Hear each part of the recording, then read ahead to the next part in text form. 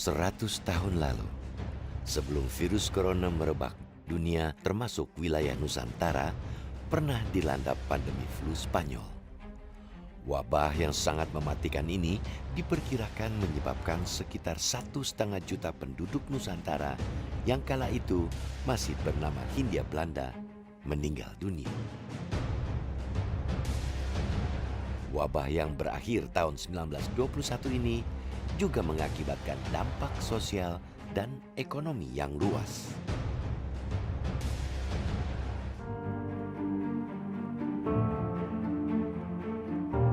Wabah flu Spanyol merebak sejak tahun 1918 ketika sebagian wilayah dunia dilanda Perang Dunia Pertama. Wabah yang berlangsung lebih dari 2 tahun ini diperkirakan mengakibatkan 50 hingga 100 juta orang di seluruh dunia kehilangan nyawa.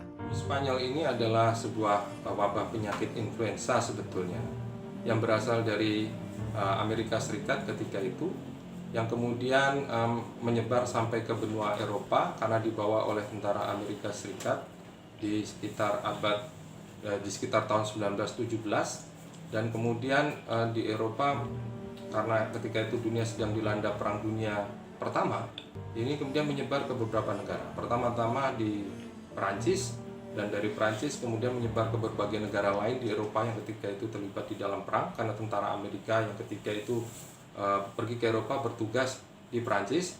Dan karena suasana Perang Dunia Pertama, pemberitaan tentang adanya wabah influenza yang baru merebak ini tidak terlalu banyak mengemuka. Jadi karena sensor yang ketika itu diterapkan di berbagai negara yang terlibat dalam Perang Dunia Pertama. Nah, ketika masuk ke Spanyol, ini kemudian menjadi wabah yang cukup, bukan hanya cukup, tapi sangat besar ketika itu. Dan Spanyol ketika itu adalah negara yang netral. Jadi karena itu dunia tahu pertama kali adanya wabah influenza baru ini adalah karena menyebar secara meluas di Spanyol. Dan karena itulah kemudian flu ini dikenal sebagai flu Spanyol.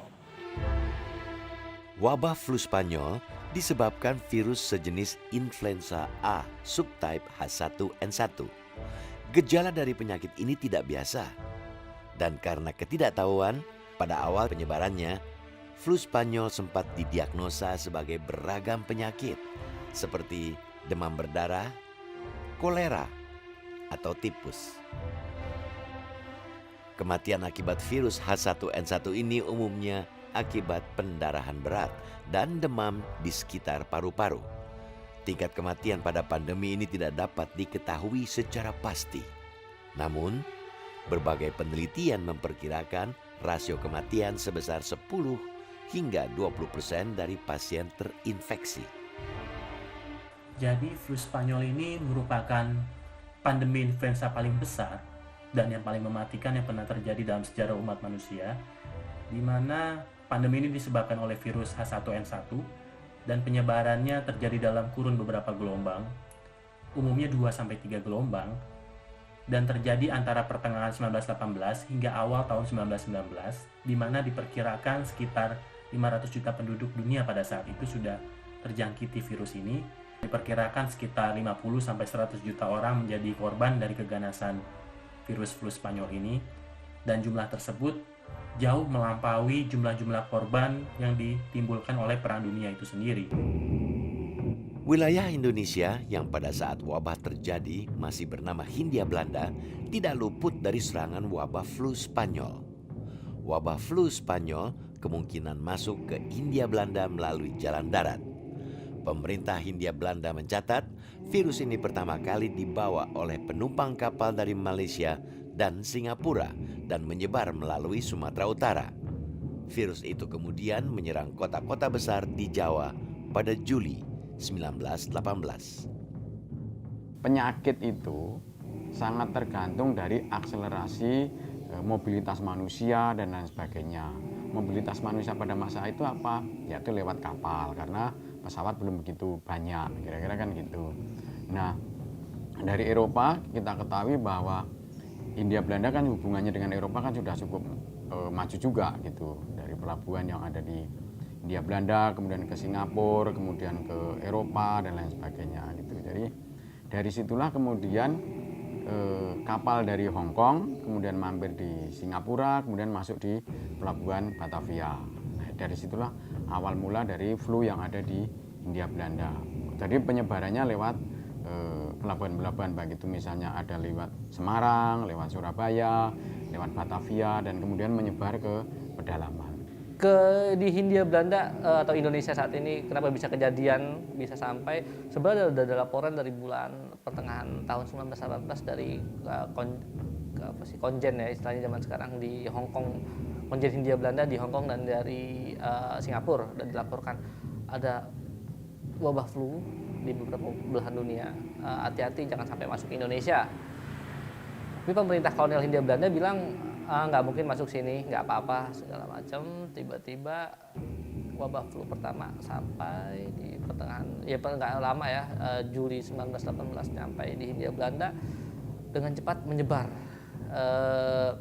Laporan-laporan mulai ada berdatangan dari beberapa asisten presiden, terutama dari Batavia atau Surabaya dan lain-lain. Pada awal penyebarannya, mayoritas penduduk Hindia Belanda tidak sadar bahwa virus flu Spanyol yang mudah menyebar sangat mematikan. Di kalangan dokter dan pekerja media yang jumlahnya terbatas, perhatian saat itu lebih banyak tertuju pada penanganan penyakit menular lain seperti pes, malaria, kolera, dan cacar. Dinas Kesehatan Sipil Hindia Belanda atau BGD sempat mengira penyakit flu Spanyol adalah malaria. Sementara berbagai kalangan lain termasuk pers kala itu juga menyebut wabah penyakit yang belakangan diketahui sebagai flu Spanyol itu dengan berbagai sebutan berbeda. Kesalahpahaman terhadap penyakit flu Spanyol ini menjadi salah satu penyebab terlambatnya penanganan terhadap wabah ini. Ketika terjadi wabah pandemi influenza ini mirip seperti ketika terjadi wabah pes tahun 1911. Banyak dokter yang nggak tahu. Jadi hampir semua penyakit yang disertai dengan demam itu dianggap penyakit malaria. Obat yang pertama yang dikasih rata-rata adalah kina. Ya, karena kan tidak tahu mereka, cuman ya efek sampingnya banyak juga yang salah diagnosa ya, meninggal dan lain-lain pasti ada seperti itu. Bila pada awalnya Simpo menggunakan terminologi penyakit aneh, maka Harian Pewarta Surabaya menggunakan istilah pilek Spania untuk menyebut penyakit tersebut. Namun istilah yang disematkan tidaklah tunggal dan kerap berganti-ganti dari satu pemberitaan ke pemberitaan yang lainnya. Mulai dari penyakit baru, penyakit ini hari, penyakit Spanyol, dan lain sebagainya. Penggunaan terminologi yang berbeda-beda tersebut menunjukkan kurangnya pengetahuan mereka akan penyakit yang sedang menyakiti Hindia Belanda pada saat itu. Setelah sempat mereda di bulan Agustus, gelombang kedua dari flu Spanyol kembali menyerang dengan skala yang jauh lebih masif antara bulan Oktober hingga bulan Desember 18. Saking berbahayanya penyakit tersebut, beberapa penyintas menuturkan bahwa mereka yang terjangkiti oleh flu Spanyol itu pagi sakit sore meninggal, sore sakit pagi meninggal. Hal itu merujuk kepada begitu cepatnya flu Spanyol bisa membunuh seseorang.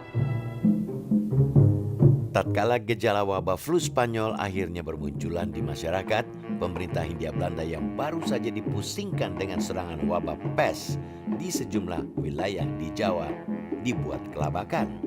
Dan belakangan setelah menyadari bahwa flu Spanyol telah mewabah dan mengakibatkan banyak orang meninggal, pemerintah kolonial menetapkan sejumlah kebijakan untuk mencegah penyebaran dan mengatasi akibat wabah tersebut.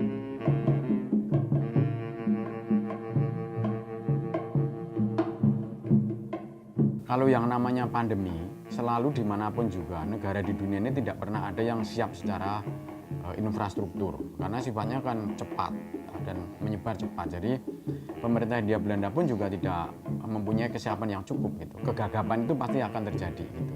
Di awal-awal akan terjadi kegagapan ketika masih kurvanya naik gitu. Tapi begitu sudah melandai, udah beberapa biasanya sudah mulai stabil. Nah, tapi pemerintah Hindia Belanda juga tidak begitu saja membiarkan orang-orang mati begitu saja gitu, karena penyakit ini tetap harus diatasi, karena tidak hanya menyerang orang yang miskin tapi juga orang pejabat-pejabat, kira-kira kan gitu. Jadi mereka harus menanganin juga. Bahkan ada dokter ya, saya membaca laporan dokter Bumi Putra yang meninggal, ada juga untuk yang dokter Eropa yang meninggal saya saya belum menemukan ya.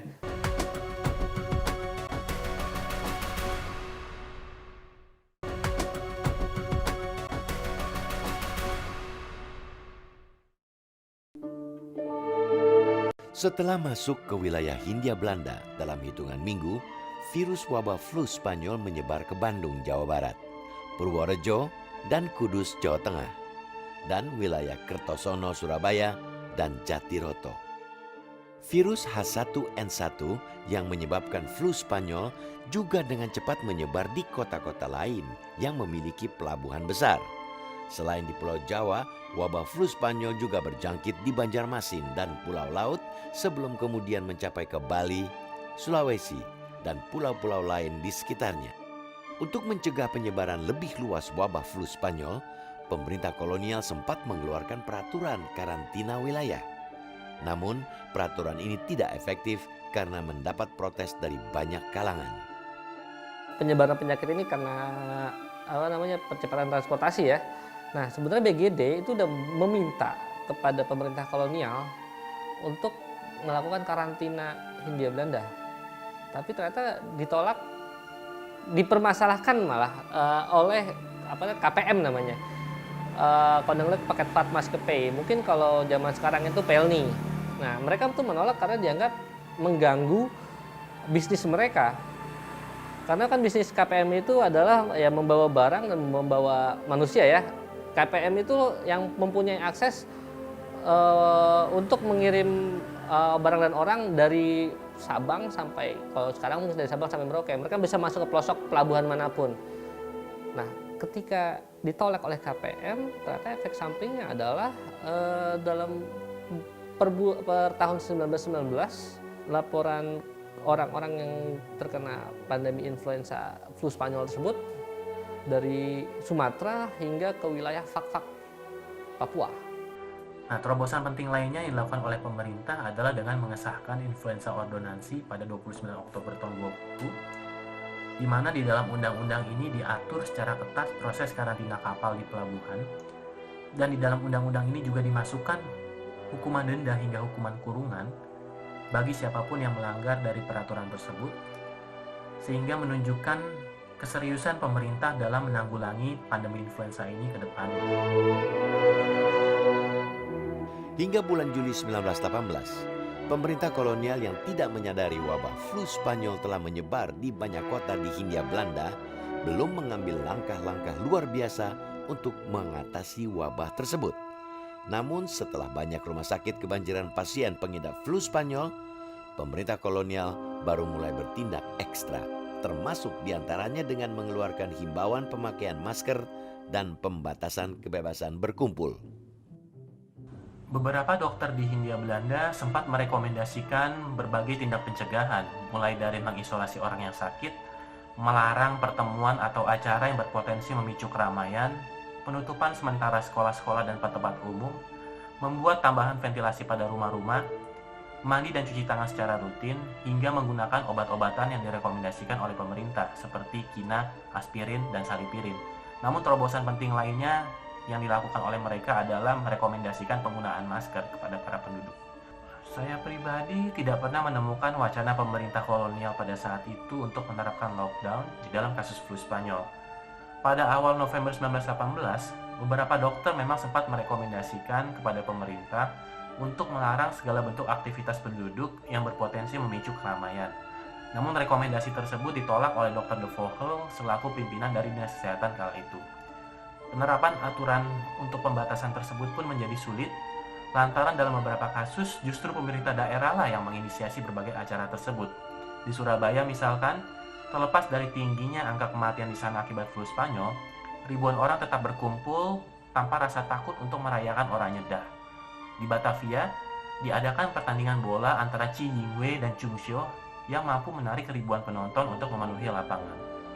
Namun ada juga pemerintah daerah yang sukses menerapkan aturan tegas terkait permasalahan tersebut, seperti misalkan di Solo, di mana menjelang bulan Desember 1918 muncul berbagai perdebatan apakah perayaan Sekaten tetap harus diadakan di tengah kondisi pandemi. Dan pada akhirnya, pembukaan Sekaten pun dilakukan secara simbolis, yaitu dengan memukul gamelan sekati dari masjid besar tenda-tenda makanan dan beragam pertunjukan yang sudah direncanakan dengan matang pun terpaksa harus ditiadakan. Meningkatnya jumlah pasien flu Spanyol saat itu tidak diimbangi dengan ketersediaan jumlah fasilitas kesehatan. Nyaris seluruh rumah sakit mendadak kebanjiran pasien. Karena keterbatasan kamar, banyak pasien yang tidak bisa ditampung rumah sakit. Banyak dokter juga tidak bisa berbuat banyak untuk menolong para pasien. Karena mayoritas dari mereka belum mengenal virus H1N1. Kita bilang kewalahan lah dengan kondisi banyaknya pasien dan lain-lain. Bahkan ada dokter ya, saya membaca laporan dokter Bumi Putra yang meninggal, ada juga untuk yang dokter Eropa yang meninggal saya belum menemukan ya. Cuman ada dokter yang memanfaat keadaan juga ada memanfaatkannya. Jadi misalnya dia memanfaatkan keadaan dengan menambah ongkos pengobatan. Itu dipermasalahkan juga. Jadi misalnya mungkin kondisi saat itu sekali pengobatan 5 gulden, dia minta 15 gulden. Itu sampai ada laporannya khusus. Karena kurangnya fasilitas kamar untuk merawat pasien, sejumlah rumah sakit kala itu dilaporkan menolak pasien. Saat itu, rasio perbandingan jumlah dokter atau tenaga kesehatan dengan jumlah warga Hindia Belanda diperkirakan berkisar 1:16.000 orang. Situasi saat itu memang sama seperti ketika terjadi wabah pes tahun 1911-1916, kurangnya tenaga medis. Masalahnya adalah kalau wabah pes kan terjadi cuma kejadian di Malang dan sekitarnya. Nah, pandemi influenza di Hindia Belanda seluruhnya, ketidaktegasan pemerintah dalam menanggulangi penyakit ini itu semakin mencolok ya, karena ya kita tahu kurangnya tenaga medis itu kayak 1 dokter itu bandingannya 116 ribuan orang saat itu. Jadi bisa kita bayangkan. Akhirnya begini, karena situasi tenaga medis yang tidak cukup, dokter-dokter Eropa lebih memilih ke orang-orang yang kaya. Makanya disebutnya dokter Eropa itu sangat diskriminatif terhadap orang pribumi yang dalam tanda petik tidak mampu membayar mahal, kira-kira gitu. Jadi dokter pun memilih pasien-pasien yang karena dia menaikkan harga untuk pembayarannya, jasanya gitu. Jadi dokter-dokter Eropa menaikkan harganya, akhirnya menimbulkan kritik juga dari masyarakat bahwa dokter Eropa hanya menanganin orang-orang Eropa saja, sedangkan orang Bumi Putra dibiarkan saja meninggal begitu saja. Jadi ini sesuatu yang sangat tidak bagus. Dalam sebuah rapat Volkskrant, Dr. Abdul Rifai mengatakan sekitar 5% dari total populasi penduduk Surabaya terjangkit flu Spanyol. Di wilayah Pasuruan, dilaporkan ada sejumlah jenazah diletakkan begitu saja di pinggir jalan karena banyak tenaga penggali kubur terjangkit flu Spanyol. Banyaknya kematian yang diduga disebabkan wabah flu Spanyol juga terjadi di banyak wilayah lain di luar Pulau Jawa. Flu Spanyol ini ketika orang terinfeksi, pagi mungkin kita bisa berbicara bersama-sama. Sore salah satu dari orang yang berkumpul itu bisa dia meninggal, saking cepatnya. Bahkan tradisi lisan di daerah Toraja ada mereka menyebut namanya Rababiang. Rababiang tuh kalau diartikan secara bebas ya rumput yang rebah. Rumput-rumput yang rebah seperti kenangan. Jadi saking banyaknya orang yang meninggal di daerah Toraja saat itu seperti rumput yang rebah. Saking banyaknya orang meninggal. Belum lagi juga ada di beberapa daerah kayak laporan-laporan mungkin istilahnya keluhan dari para dokter. Kami membutuhkan bantuan di beberapa daerah, nggak cuma di Jawa, di seluruh Hindia Belanda. Koran-koran pada saat itu pun melaporkan bagaimana rumah-rumah sakit mendadak penuh, sekolah dan kantor juga tampak lengang karena saking begitu banyaknya pelajar dan pegawai yang sakit. Di Surabaya misalkan, bila dari tanggal 1 sampai 14 Juli jumlah orang yang meninggal ada 183 orang atau rata-rata 11 orang per harinya, maka dari tanggal 15 sampai 18 Juli jumlah tersebut meningkat drastis menjadi 56 orang per harinya. Namun angka tersebut juga masih belum resmi, mengingat masih banyak pihak yang belum melaporkan kematian di desa atau kampungnya. Koran Pewarta Surabaya pun memperkirakan angka kematian yang jauh lebih tinggi, di mana bisa mencapai 75 orang setiap harinya. Berbagai masalah lain yang diakibatkan wabah flu Spanyol dilaporkan juga terjadi di berbagai daerah. Menurut laporan BGD, pada tahun 1920, nyaris tidak ada daerah di Hindia Belanda yang tidak terjangkit wabah flu Spanyol. Akibat wabah ini, pintu rumah-rumah penduduk banyak yang tertutup, jalan-jalan menjadi lengang, dan banyak hewan ternak mati kelaparan. Biasanya ada kepercayaan bahwa dengan mengarak beberapa pusaka tertentu mengelilingi wilayah yang dilanda oleh wabah penyakit atau pagebluk ini, diharapkan itu wabah penyakit akan mereda dan kemudian masyarakat akan kembali sehat.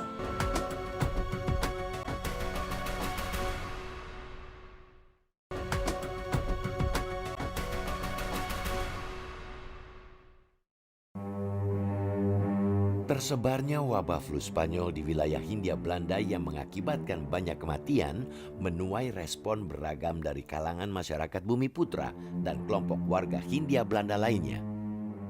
Karena keterbatasan obat-obatan modern misalnya, banyak warga Bumi Putra dan Tionghoa berpaling pada obat-obatan tradisional. Selain itu, tidak sedikit dari mereka kemudian juga menggelar sejenis kegiatan tolak bala atau menolak musibah yang berakar dari tradisi atau kepercayaan mereka. Terbatasnya akses penduduk Bumi Putra dan Tionghoa terhadap fasilitas pengobatan barat mendorong mereka untuk menggunakan ramuan dan racikan tradisional untuk menanggulangi virus influenza tersebut. Nah, tidak sedikit juga penduduk di Hindia Belanda yang melihat pandemi influenza tersebut sebagai hukum kodrat atau kutukan.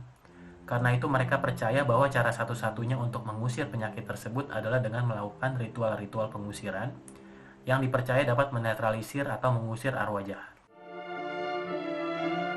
Kalangan pemimpin masyarakat lokal Bumi Putra kala itu juga merespon penyebaran wabah flu Spanyol dengan cara beragam. Pihak Keraton Yogyakarta pada tahun 1918 misalnya mengarak pusaka Kesultanan Kiai Tunggul Wulung sebagai ritual tolak bala untuk mencegah penyebaran wabah flu Spanyol. Kegiatan mengarak pusaka Kiai Tunggul Wulung ini, menurut sejarawan MC Rickleves dalam buku Mengislamkan Jawa, diyakini warga bisa menghentikan penyebaran wabah flu Spanyol yang tengah terjadi. Biasanya ada kepercayaan bahwa dengan mengarak beberapa pusaka tertentu mengelilingi wilayah yang dilanda oleh wabah penyakit atau pagebluk ini, diharapkan itu wabah penyakit akan mereda dan kemudian masyarakat akan kembali sehat. Jadi kepercayaan semacam ini sangat kuat di kalangan masyarakat Jawa ketika itu, karena memang masyarakat Jawa ketika itu belum sampai pada pemahaman atau tingkat pendidikan seperti yang kita lihat sekarang. Jadi karena mayoritas masyarakat ketika itu masih berada di dalam alam pikir tradisional, jadi mereka sangat mempercayai akan kekuatan-kekuatan yang sifatnya mungkin di luar rasio atau akal, ya, untuk bisa diharapkan itu membantu mengatasi wabah penyakit ataupun pandemi. Jumlah kematian yang terjadi akibat flu Spanyol di Hindia Belanda hingga kini tidak bisa dipastikan. Beberapa faktor yang menyebabkan kesulitan penghitungan antara lain karena belum ada sensus penduduk yang menunjukkan jumlah pasti penduduk Hindia Belanda. Selain itu, ada kemungkinan terjadi banyak kematian di daerah-daerah terpencil yang tidak tercatat. Korban meninggal akibat flu Spanyol di Hindia Belanda menurut beberapa media cetak saat itu, semisal Pewarta Surabaya, dilaporkan mencapai 1,5 juta orang. Sementara Colin Brown dalam buku The Influenza Pandemic 1918 in Indonesia menulis jumlah korban flu Spanyol di wilayah Hindia Belanda pada sepanjang tahun 1918 hingga 1920 mencapai angka 1,5 juta.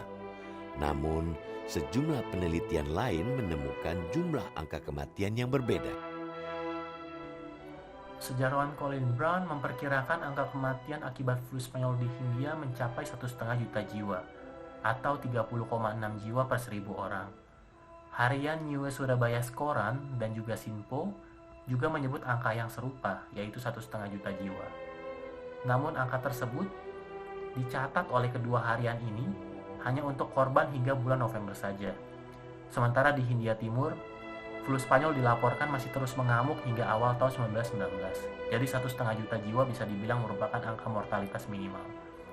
pada tahun 2013, Profesor Siddharth Chandra, seorang pengajar dari Michigan State University, mengkalkulasi ulang kembali angka kematian akibat flu Spanyol di Hindia Belanda tersebut, di mana ia memprediksi angka kematian yang jauh lebih tinggi, yaitu 4,26 hingga 4,37 juta jiwa, dan itu hanya untuk korban di wilayah Jawa dan Madura saja.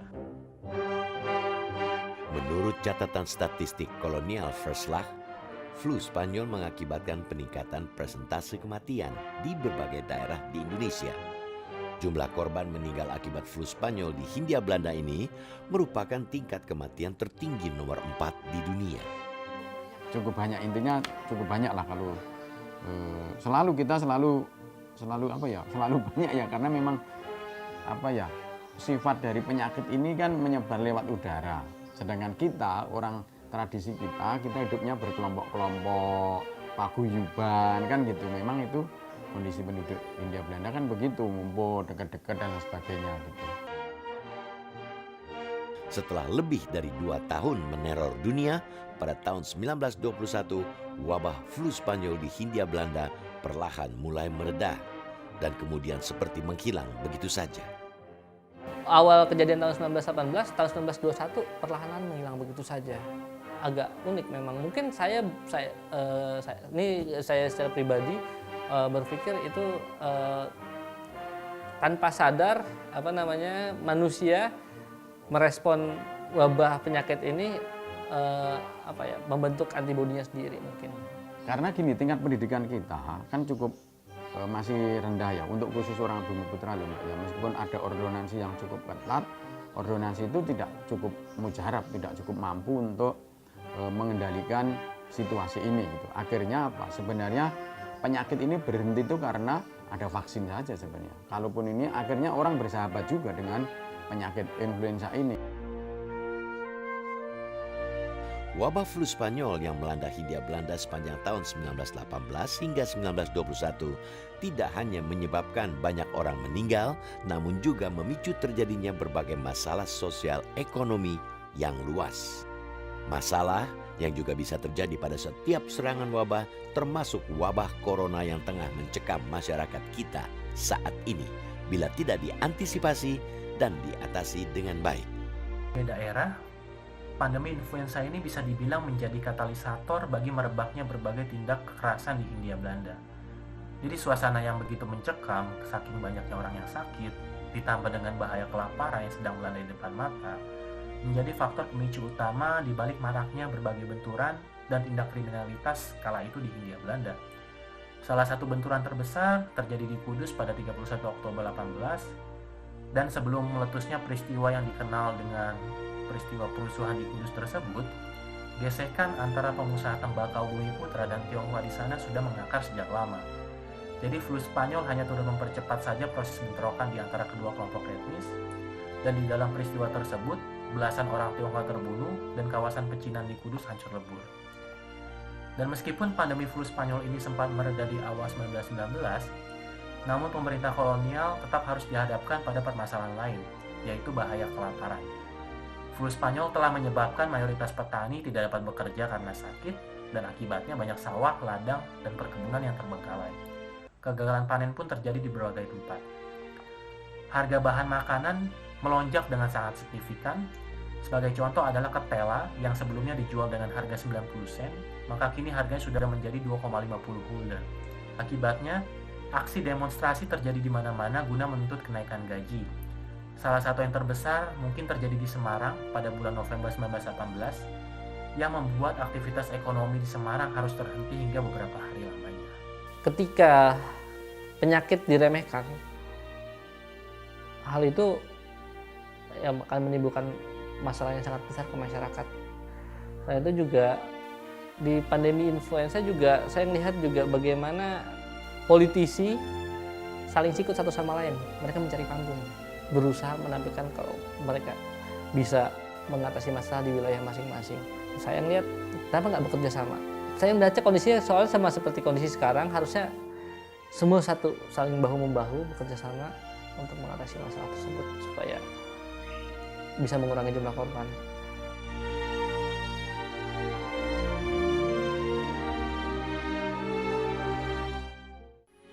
Metro TV, knowledge to elevate.